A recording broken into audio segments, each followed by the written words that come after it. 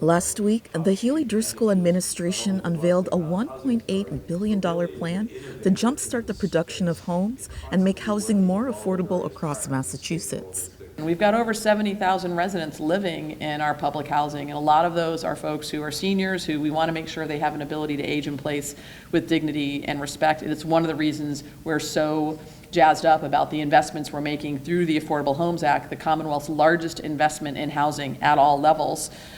We've got $4 billion in place to make sure we're creating new homes, but most assuredly, we are investing billions to make sure we're modernizing the properties we have, and you all are leading that way. These are perfect examples of taking existing properties, modernizing, increasing, and providing a higher quality of life for the people who live here. The Affordable Homes Act, a comprehensive package of spending and policy, is the largest proposed housing investment in the state's history, while simultaneously addressing the root causes of housing unaffordability and making progress on the state's climate goals. The Affordable Homes Act and its investment in state and federal public housing will transform communities, some of which are decades old and have not been the beneficiary of capital investment over time.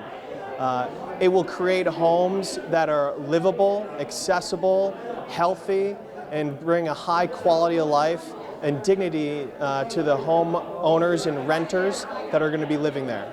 City officials toured 2 South Boston public housing properties that show the before and after impact of public housing rehabilitation, the Mary Ellen McCormick Housing Community and the Old Colony Housing Community.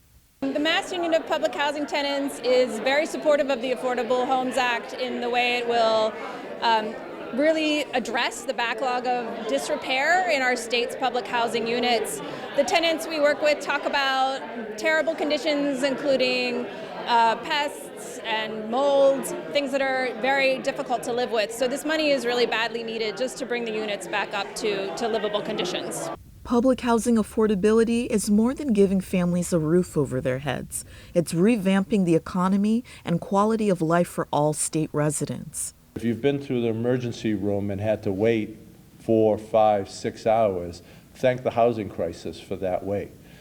If you've been to a business and maybe the hours are shrunk, they normally stay open till 10 o'clock at night, now they're closing at 8 o'clock at night. A lot of that has to do with the housing crisis because people can't find employees to do those jobs close to where they work. And that manifests itself in all sorts of other ways in our economy, in the ways that we conduct our daily life.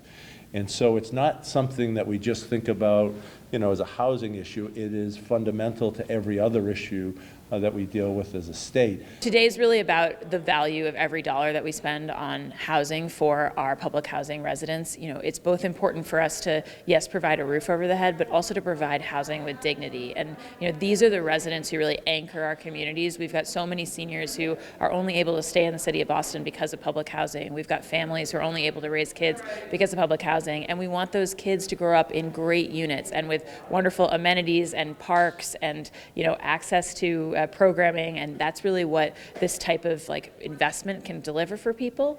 The nearly $2 billion budget to revitalize housing in Boston and across Massachusetts will support the production, preservation, and rehabilitation of more than 65,000 homes.